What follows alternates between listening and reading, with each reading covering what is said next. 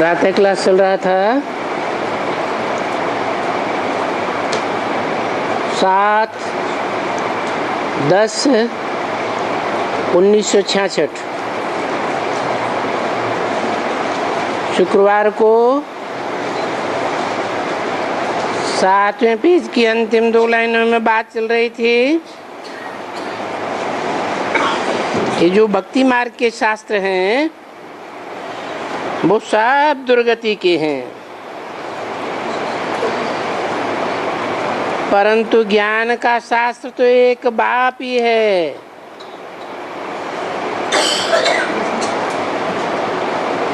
क्या कहा?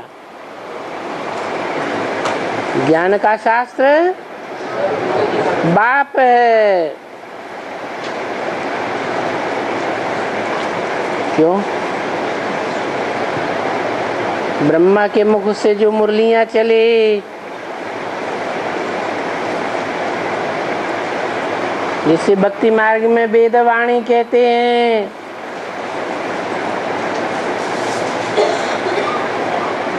वो ज्ञान मार्ग का शास्त्र नहीं है।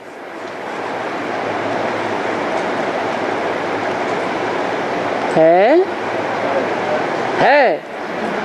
लेकिन बाबा ने तो यहाँ कहा ज्ञान का शास्त्र तो एक ही बाप है, बाकी वो शास्त्र है सब दुर्गति मार्ग के हैं। इसलिए कहा कि जो वेद है उन वेदों की ऋचाओं का अर्थ कोई समझता है? आज समझता है?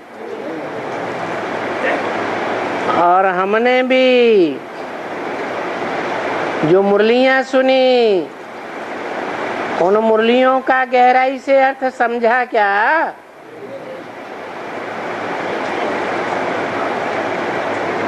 वो भी के वाले पढ़ते हैं, सिर्फ पाठ करते हैं, या उसके अर्थ को भी समझते हैं?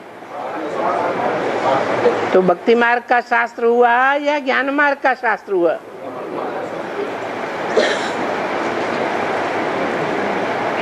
बाप तो डायरेक्ट जो सुनाते हैं वही शास्त्र है। शास्त्र माने शासन करने का विधान।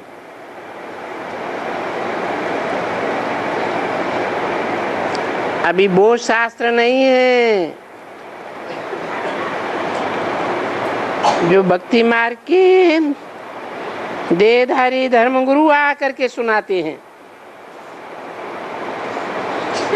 उनको कहते हैं ज्ञान, क्योंकि समझते हैं वो ही ज्ञान का सागर है। जब वो ज्ञान का सागर है तो हम इसको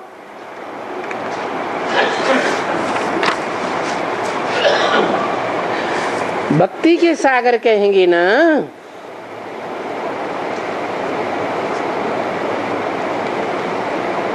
7/10/1966 की वाणी का 8वां पेज।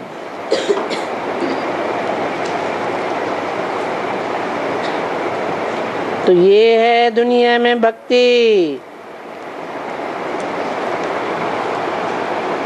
और वो है ज्ञान। वो कह के दूर क्यों कर दिया?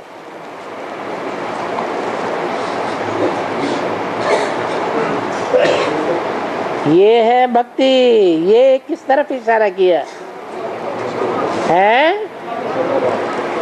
66 की वाणी है ना। उस समय जो कुछ बोला जा रहा था, सुनने वाले और सुनाने वाले गहराई को तो समझ नहीं सके। तो बेसमझी से जो सुना जाता है, सुनाया जाता है, उसको कहते हैं भक्ति। और समझ करके जो सुनाया जाता है, सुना जाता है, वो है ज्ञान। तो ज्ञान आधा कल्प, भक्ति आधा कल्प। ये क्या हुआ?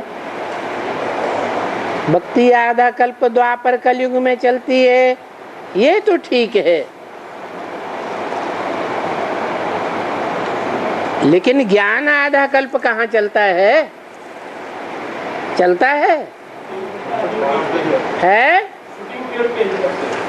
शूटिंग की बात नहीं है, ब्रॉड ड्रामा की बात। 2500 साल भक्ति मार्ग के शास्त्र चले, वो तो ठीक, लेकिन द्वापर कलयुग में तो चले। सतयुग त्रेता में ज्ञान कहाँ है?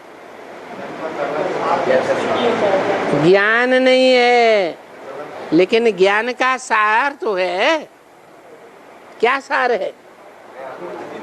मैं आत्मा ज्योति बिंदु।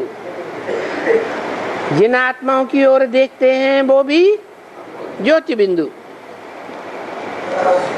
तो बस भक्ति अभी मुर्दाबाद हो जाएगी। क्या कहा?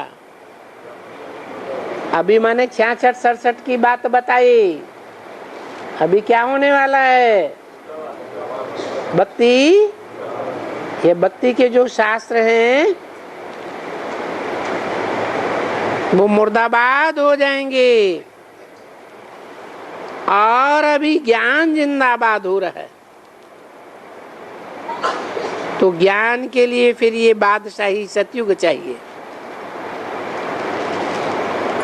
ये पुरानी दुनिया खत्म होने की है, उनके लिए विनाश सामने खड़ा है।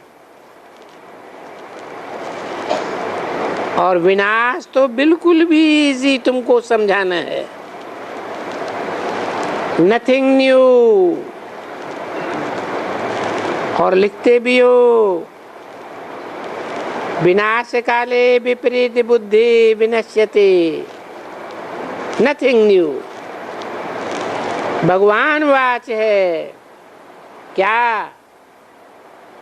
विनाश काले विपरीत बुद्धि विनश्यते।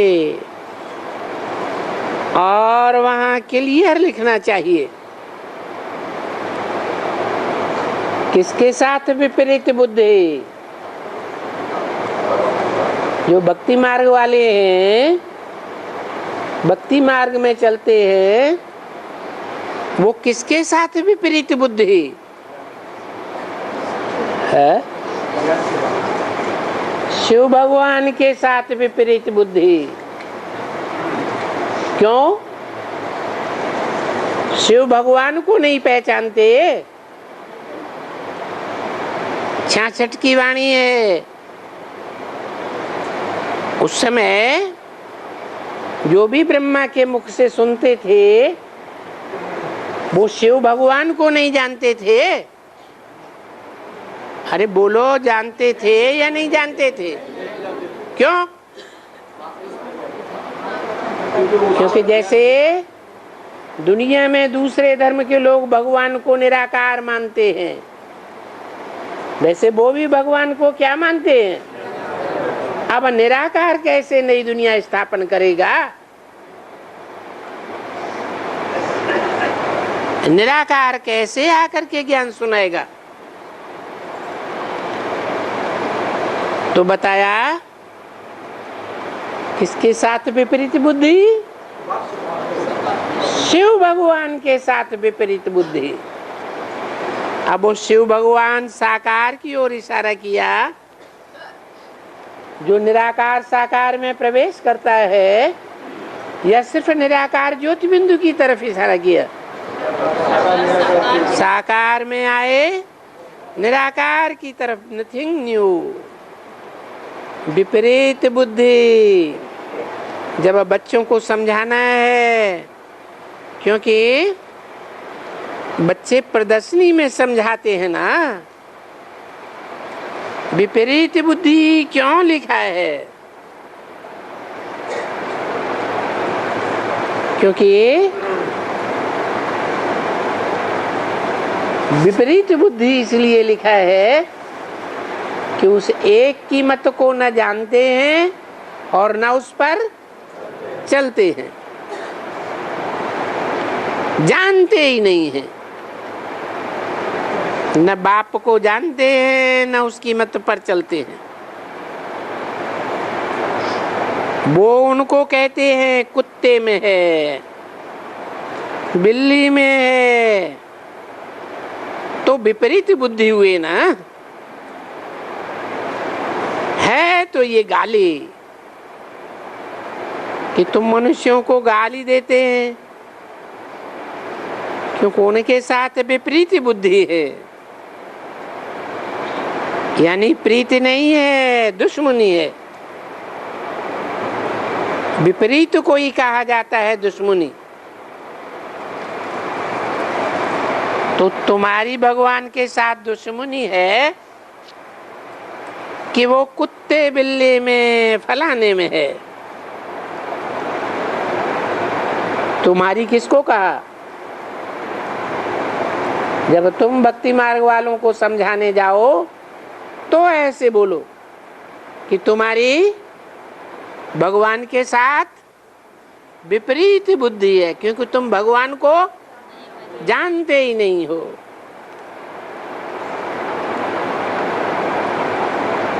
कह देते हो कुत्ते में है, बिल्ली में है, फलाने में। इंसल्ट करते रहते हो। और हम तो भगवान बाप को जानते हैं, हमारी तो बिल्कुल प्रीति बुद्धि है। इसलिए प्रीति बुद्धि है कि हम बाप को जानते हैं। जानेंगे तभी तो प्रीति करेंगे, बिना जाने प्रीति कैसे करेंगे? और प्रीति या दुश्मनी निराकार के साथ की जाएगी या शरीर के साथ की जाएगी? शरीर के साथ। तो हमारी तो प्रीति बुद्धि है। तुम कुत्ते बिल्ले में कहते हो इसलिए तुम्हारी विपरीत बुद्धि है, क्योंकि भगवान को कुत्ता बिल्ला समझ लेते हो। तो बाप कहते हैं मेरे सिवाय तो कोई को भी याद न करो। याद भी नहीं पड़ता है तुमको।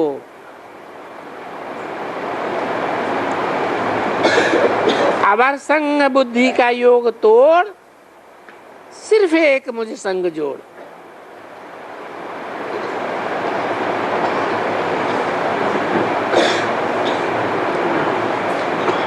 अवर माने परायों। क्यों कहा परायों के साथ बुद्धि का योग तोड़ो? है क्योंकि दुनिया में सब स्वार्थी हैं।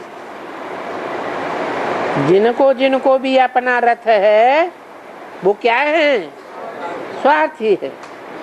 एक भगवान को अपना रथ नहीं है। जैसे पराया मकान किराए पर लिया जाता है, ऐसे ही पराया रथ लिया हुआ है। अपनापन नहीं है।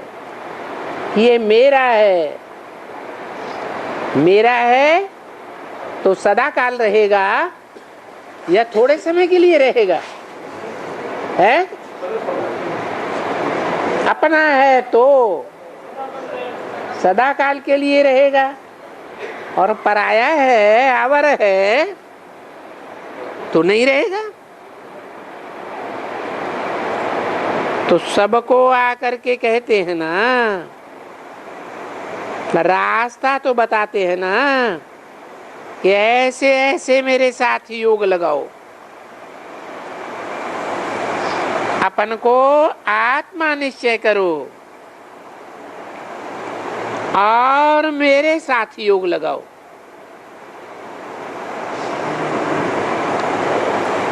तुम्हारे ऊपर ये जो पाप का बोझा है वो सभी भस्म हो जाएगा।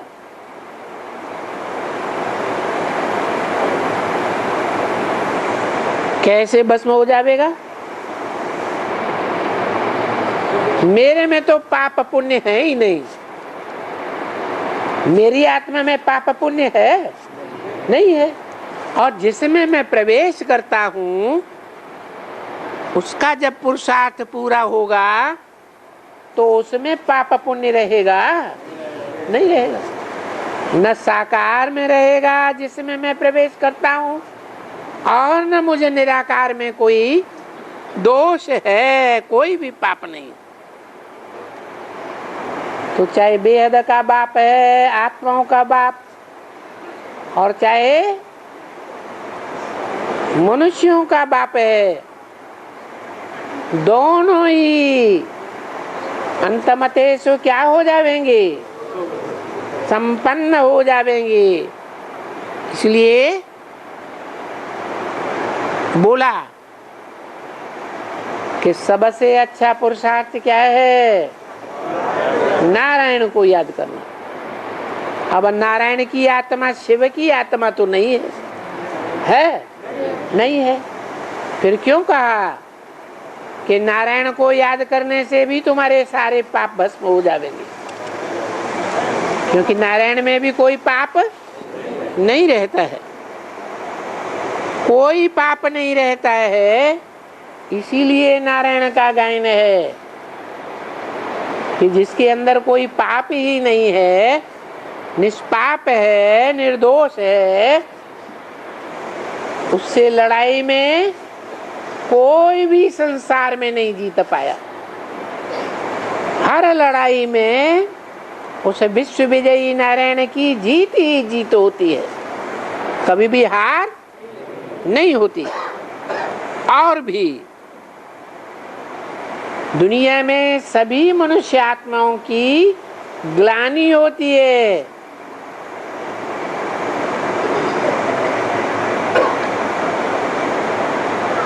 चाहे देवता हो, चाहे मनुष्य हो, कोई भी हो, भूत प्रेत हो, सबकी ग्लानि है शास्त्रों में। लेकिन नारायण की कोई ग्लानि नहीं है। क्यों? अरे कुछ पाप होगा, कुछ दोष होगा, पकड़ में आएगा, तभी तो बोला जाएगा। आज नहीं तो कल पकड़ में आएगा, लेकिन उसमें है ही नहीं तो पकड़ में आने का सवाल ही पैदा नहीं होता। अरे इसको कहा जाता है भारत का प्राचीन योग। किसका प्राचीन योग? भारत का, विदेश का नहीं।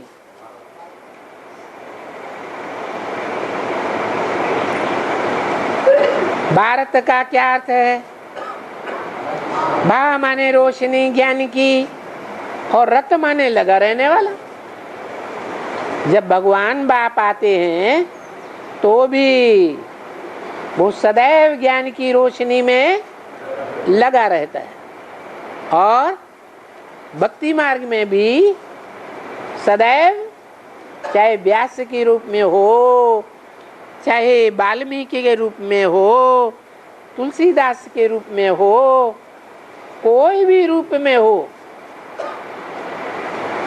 प्रैक्टिकल एक्ट करने वाले कोई राजा के रूप में ही क्यों न हो, लेकिन कैसा कर्म करता है? ज्ञान युक्त कर्म करेगा या अज्ञान युक्त करेगा? जो सदैव ज्ञान में डूबा रहने वाला है वो अज्ञान के कार्य नहीं कर सकता। तो बताया कि भारत का प्राचीन योग 5000 वर्ष पहले वाला है।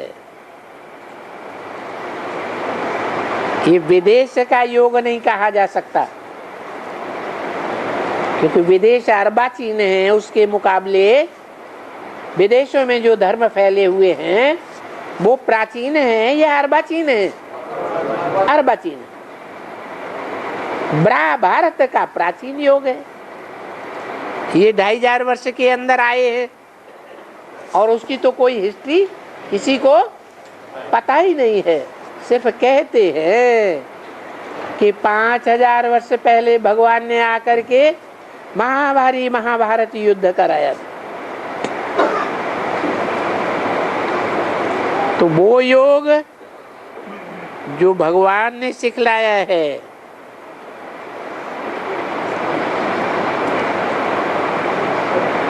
कृष्ण ने नहीं सिखलाया। क्यों नहीं सिखलाया है? क्योंकि कृष्ण की तो महिमा भी है और कृष्ण की ग्लानि भी है। भगवान की तो सदैव महिमा ही महिमा है। तो बोला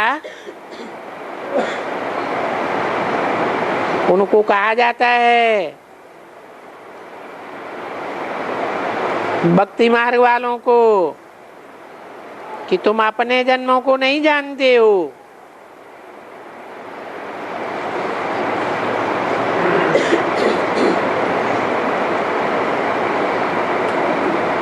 जैसे कृष्ण ने, जैसे भगवान ने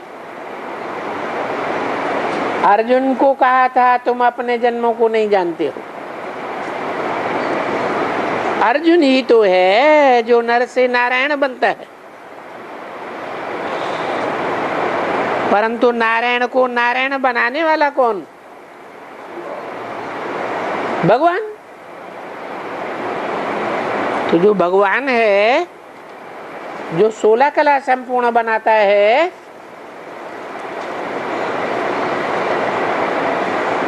वो कलाओं से ऊपर होगा या कलाओं के अंदर होगा? ऊपर होगा। पढ़ाने वाला ज्यादा योग्य होना चाहिए ना। और कृष्ण को तो 16 कलाओं में बांधा जाता है और उन्होंने तो खुद ही द्वापर युग में कृष्ण को डाल करके भक्ति मार्ग वालों ने साबित कर दिया कि कृष्ण भगवान नहीं है। क्योंकि शास्त्रों में एक तरफ लिखा है सतयुग में 16 कला संपूर्ण होता है, त्रेता में 14 कलाएं होती हैं, द्वापर में 8 कलाएं रह जाती हैं। तो क्या साबित होता है? जब 8 कलाएं ही द्वापर में थी तो वहां जन्म लेने वाले मनुष्यों में 16 कलाएं कहां से आ गई? और 16 कलाएं अगर आ जाती है तो उनके माँ बाप में भी, बाप में भी, माँ में भी, दादे में भी, परदादे में भी 16 कलाएं होनी चाहिए या नहीं होनी चाहिए? तो साबित हो जाता है कि कृष्ण कोई भगवान नहीं था, ये तो मनगढ़ंत बनाई हुई कथा है।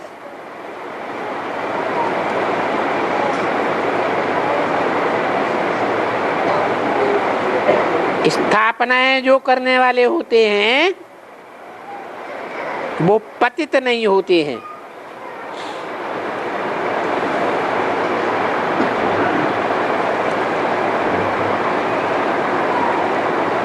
धर्मपिताएं जब आते हैं, धर्म की स्थापना करते हैं, ब्रह्म हो, बुद्ध हो, क्राइस्ट हो, वो पतित होते हैं उस समय है। परमधाम से डायरेक्ट आने वाली आत्मा पतित नहीं हो सकती।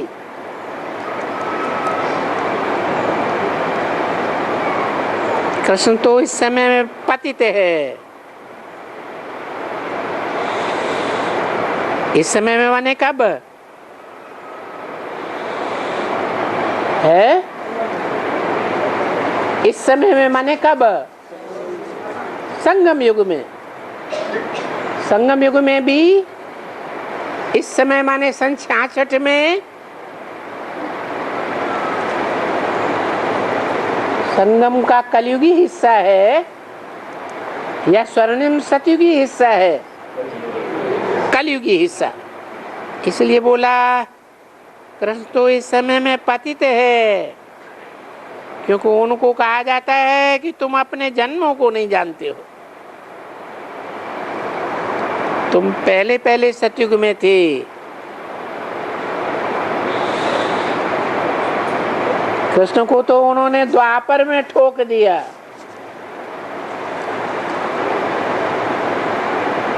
तो 16 कला संपूर्ण होने का सवाल ही नहीं। और तुम बच्चे कौन से युग में थे? हैं? 16 कला संपूर्ण सतयुग में थे, फिर त्रेता में भी थे, द्वापर में, अभी कलयुग में, अंतिम जन्म में हो। बहुत जन्मों के अंत के भी जन्म के अंत में मैं तुम्हारे में प्रवेश करता हूं। क्या मतलब हुआ? हैं? बहुत जन्म माने कितने जन्म?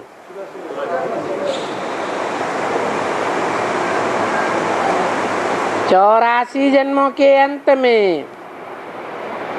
84 जन्मों का अंत क्या हुआ है? 84वें जन्म का अंत हुआ 60 साल के बाद। क्या कहेंगे? 84वें जन्म का अंत। और उसके भी जन्म के अंत में, क्योंकि 84वें जन्म में भगवान बाप प्रवेश करते हैं, तो नाम क्या रखते हैं? मैं जिसमें भी प्रवेश करूंगा उसका नाम ब्रह्मा रखता हूं। तो जब नाम ब्रह्मा रखते हैं तो ब्रह्मा की आयु कितनी होती है? 100 साल। तो सन 36 में प्रवेश किया, तब 60 साल की एज, और फिर उसमें 40 साल अंत के प्रवेश किए, पूरे किए। तो जो पूरा 40 साल हो जाता है, दोनों मिलकर के 60 और 40 100 साल हो जाता है।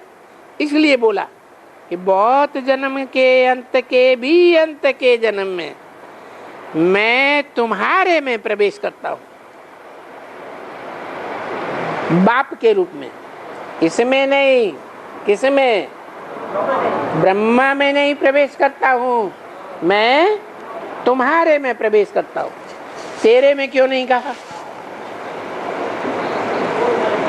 है? नहीं, बाप के रूप में।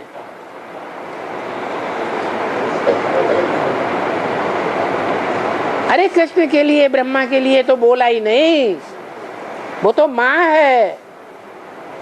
तुम्हारे में, तुम्हारे एक के लिए कहा जाता है या बहुतों के लिए? हाँ, मैं तुम बच्चों में भी प्रवेश करता हूँ। एक में मुकर्रर रूप से प्रवेश करता हूँ और दूसरे बच्चों में सामान्य रूप से प्रवेश करके, उनमें प्रवेश करके वाचा की ताकत देता हूँ समझाने के लिए। कोई अच्छा जिज्ञासु आ जाता है तो, और आंखों से दृष्टि की पावर देता हूँ, वाइब्रेशन की पावर देता हूँ। तो तुम्हारे में भी प्रवेश करता हूँ। बाकी कोई बच्चा ऐसे नहीं कह सकता कि मेरे अंदर शिव बाबा है। जिसमें मुकर्रर रूप से प्रवेश करता हूँ, वो भी नहीं कह सकता कि मेरे अंदर शिव बाबा है। क्यों नहीं कह सकता? अच्छा, हम कहते हैं मेरे में शिव बाबा आता है, कौन रोकेगा?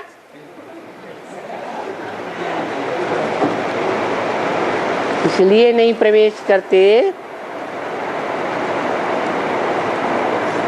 ये कहने का हक कोई बच्चे को नहीं है कि शिव बाबा मेरे में प्रवेश करते हैं, क्योंकि बाबा ने बताया है जो अपन को भगवान कहते हैं वो क्या है? हिरण्यकश्यप है। तो अगर कोई कहता है कि मेरे अंदर शिव बाबा आया, शिव बाबा प्रवेश करके डायरेक्शन देता है, मेरी बात मानो, इससे क्या साबित होता है कि वो कौन है? हिरण्यकश्यप है। बाकी मैं बहुत जन्मों के अंत के भी जन्म के अंत में मैं तुम्हारे में प्रवेश करता हूँ। माने तुम बच्चों के लिए भी वही बात लागू होती है क्या कि सिर्फ इस जन्म की बात नहीं है, पूर्व जन्म में भी तुम बच्चे थे या नहीं थे? थे। तो बहुत जन्मों के अंत के भी अंत के जन्म में मैं तुम बच्चों में प्रवेश करता हूं। बताओ, ये बहुत जन्मों के अंत के भी अंत के जन्म में किसको कहा? ब्रह्मा को कहा क्या? नहीं, उन ब्रह्मा कुमार कुमारियों को नहीं कहा जो अकाले मौत में शरीर छोड़ते जाते हैं और सूक्ष्म शरीर धारण करते जाते हैं। उनका तो संगम में कितना जन्म हुआ?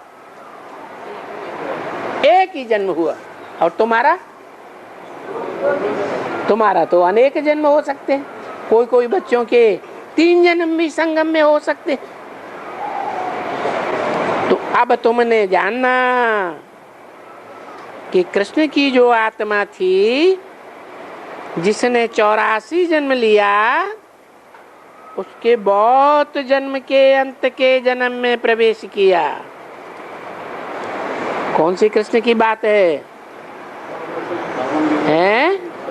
संगम युगी कृष्ण की बात। सतयुगी कृष्ण की बात नहीं है कि उसके बहुत जन्मों के अंत के भी अंत के जन्म में मैं प्रवेश करता हूं।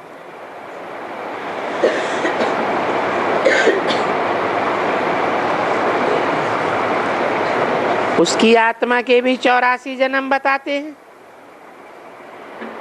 उसमें प्रवेश किया है तो फिर बैठ करके तुम बच्चों को अपना ब्रह्मा मुखवंशावली बनाया। राज भी देता हूं। तो कितना क्लियर समझने की बातें हैं।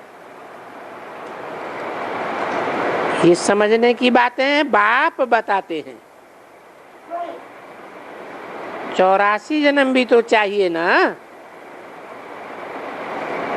ये 84 जन्म कैसे मिलते हैं? नहीं तो मनुष्यों को मालूम ही नहीं है पुनर्जन्मों का क्या हिसाब है। कोई तो कहते हैं हजारों वर्ष, लाखों वर्ष कल्प की आयु, अनगिनत जन्म कह देते हैं। कहीं तो 84 लाख योनियों में डाल देते हैं, तो पता ही नहीं।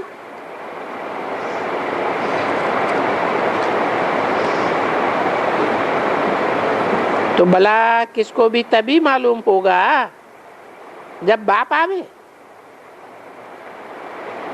बाप को मालूम है सब। क्यों? कौन से बाप को सब मालूम है? वेद के बाप तो 2 बताए, मनुष्य सृष्टि का बाप और आत्माओं का बाप। तो कौन से बाप को सब कुछ मालूम है? आत्माओं के बाप को क्यों मालूम है? क्योंकि जन्म मरण के चक्र में वो नहीं आता है, इसलिए वो आकर के बताया। और कोई मनुष्य जानते ही नहीं है, बताए भी नहीं सकेंगे। क्यों नहीं जानते हैं? क्योंकि कोई भी मनुष्य आत्मा ऐसी नहीं है जो जन्म मरण के चक्र में ना आती हो। जन्म मरण के चक्र में आने के कारण पिछले जन्म की बातें सारी भूल जाती हैं।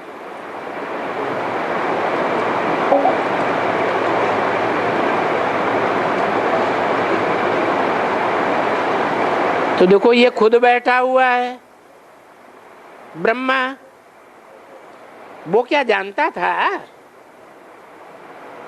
कुछ भी नहीं जानता था। अब देखो 84 जन्म के चक्र को भी वो अपना जान गया। ये कुछ जानते थे क्या? और तुम जानते थे? जानते थे? तुम भी कुछ नहीं जानते थे।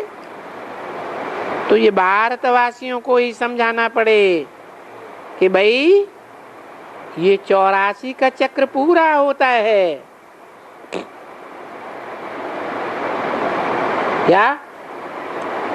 अब ये 84 का चक्र पूरा होता है, हम हिसाब बताते हैं। क्या हिसाब बताते हैं? कि हर युग की आयु 1250 वर्ष होती है। ऐसे नहीं कोई कहे शास्त्रों में तो सब प्रकार की बातें लिखी हुई, सच्ची सच्ची सच्चाई भी है। आटे में नमक मिसल सच्चाई है या नहीं है? है तो सच्चाई भी है, झूठ भी है। झूठ ज्यादा है और सच्चाई कम है। तो सच्चाई कम है तो कोई शास्त्र में भी तो लिखा होगा ना कि एक युग की आयु 1200 वर्ष। तो बताओ ब्रह्म वैवर्त पुराण देख लो, उसमें लिखा हुआ है एक युग की आयु 1250 वर्ष। ब्रह्म वैवर्त पुराण, उसमें भी बाद में दूसरे शास्त्रकारों ने देवताओं की आयु ज्यादा बता करके उसमें गुणा कर दिया 360 का, तो लंबा चौड़ा चक्कर बना दिया।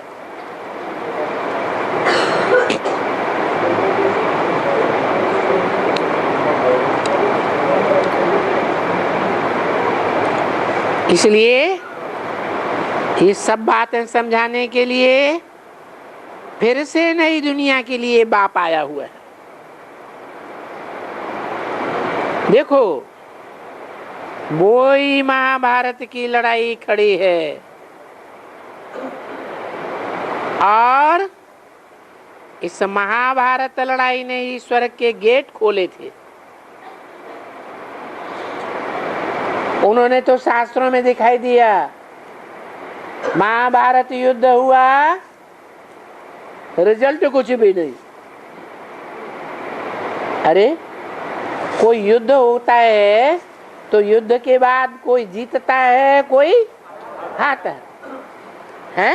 गीता में भी लिख दिया है, हतो वा प्राप्स्य स्वर्गम जित्वा वा भोक्ष्यसे महीम। तो 5 पांडव जो जीत गए उनको महिम माने पृथ्वी के ऊपर राज्य करते हुए दिखाया जाना चाहिए ना। कुछ नहीं, क्या दिखाई दिया? 5 पांडव पहाड़ पर गए और मर गए। विश्व की बादशाही क्यों नहीं दिखाई? कुछ जानते ही नहीं है। तो ये महाभारत लड़ाई ने स्वर्ग के गेट खोले थे, और खोले थे तब जब बाप ने आकर के दैवी राजयोग सिखाया। वो तो नाम ही है राजयोग। कैसा योग? राजाई प्राप्त कराने वाला योग, जिसमें अनेक प्रकार के राज भरे हुए। बहुत गुह्य ज्ञान भरा हुआ है। शास्त्रकारों ने भी लिख दिया, गुह्यात गुह्यतरम ज्ञानम।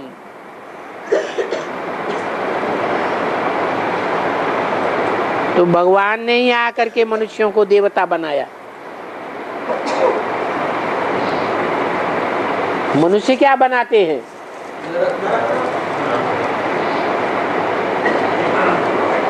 मनुष्य को नर कहा जाता है, तो नरक बनाता है। और भगवान क्या बनाते हैं? ये क्या बात हो गई? अरे डॉक्टर बनाएगा, इंजीनियर बनाएगा, वकील बनाएगा।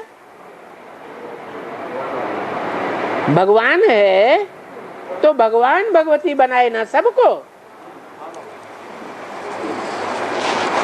देवता कैसे बनाएगा? तो भगवान कहते हैं मैं डायरेक्ट नहीं बनाता हूं। देवता बनाने के लिए बीच में मैं अपने साथ एक नाम जोड़ता हूं। क्या? नहीं, वो नाम कोई देवता का नहीं जोड़ा जाता, कोई मनुष्य का नहीं जोड़ा जाता, कोई राक्षस का नहीं जोड़ा जाता, कोई भूत प्रेत का नहीं जोड़ा जाता। वो नाम सिर्फ एक ही है जो मेरे नाम के साथ जोड़ा जाता है। क्या? शिव शंकर महादेव। टाइटल भी जोड़ा जाता है। उसका क्या टाइटल है? देवदेव महादेव। तो उसके द्वारा मैं देवता बनाता हूं। छोटा मोटा देवता बनाएगा या महादेव बनाएगा? महादेव ही देवता बना सकता है, परंतु बनाने वाला शिव बाप है।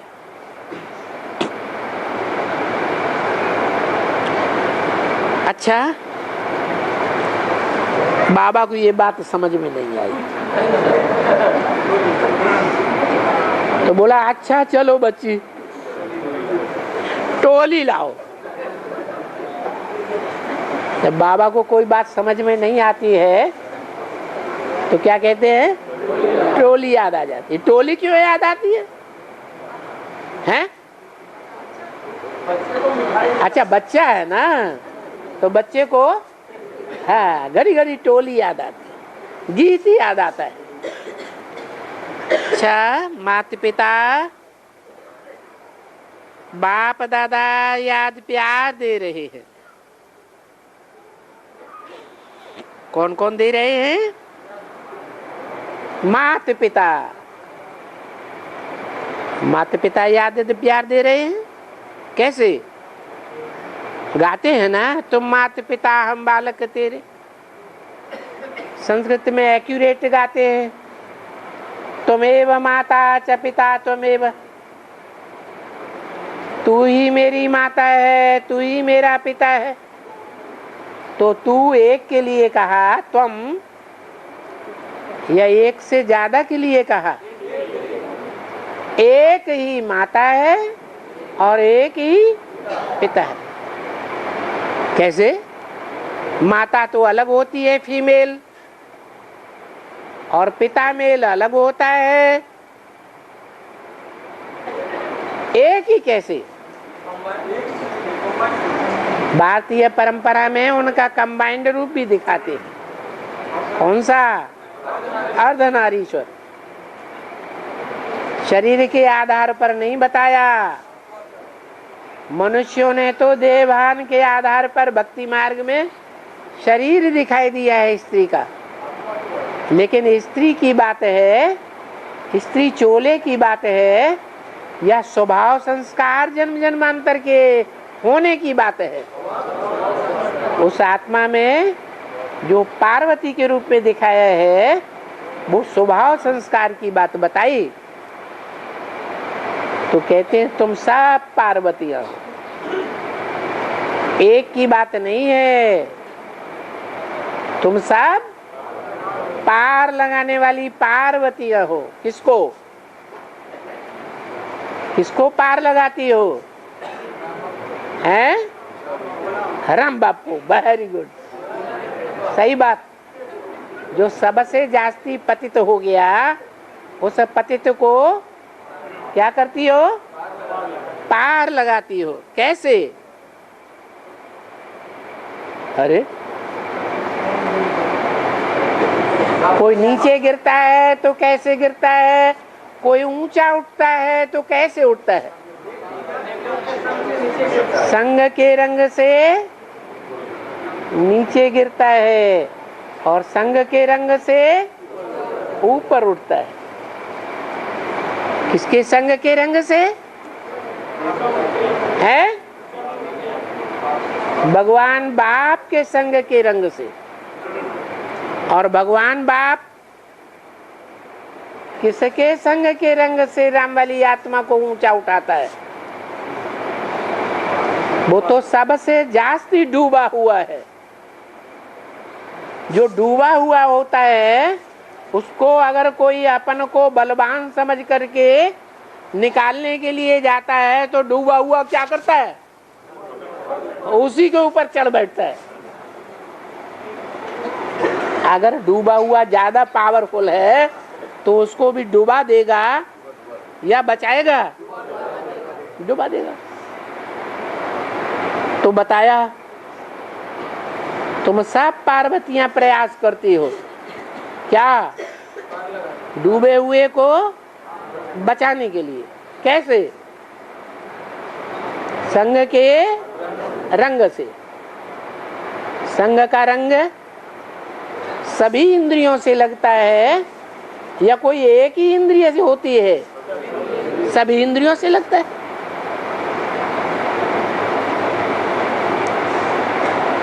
लैला मजनू के लिए कहानी दिखाते हैं कि जिंदगी में एक ही बार देखा। शीरी फरहाद की कहानी दिखाते हैं, एक ही बार देखा और एक ही बार में संग का रंग ऐसा लग गया कि जीवन भर नहीं भूला। तो बताया, माता पिता दो आत्माओं के लिए नहीं बोला, एक ही आत्मा दो रूप में प्रत्यक्ष होती है। माता के रूप में ब्रह्मा और पिता के रूप में प्रजापिता। दोनों में एक ही है और दोनों एक ही शरीर के द्वारा संसार में कंबाइंड रूप में आते हैं। कैसे? जिनका दूसरा नाम क्या है? माता पिता के अलावा और क्या नाम दिया? बाप दादा। एक बाप है और एक दादा। दादा किस अर्थ में? हाँ, दादा इस अर्थ में कि जितनी भी पार लगाने वाली पार्वतियां हैं, उन पार्वतियों के बीच में वो बड़ा भाई है, पहला पत्ता है सृष्टि का। इसलिए बताया माता पिता,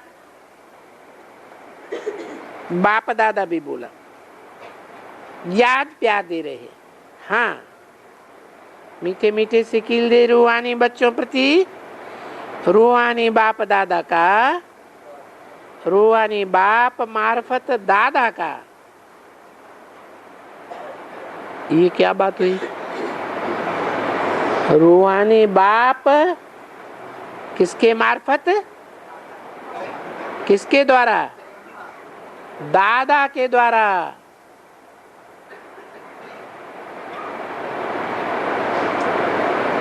इसलिए बाप दादा रोज रोज तो नहीं,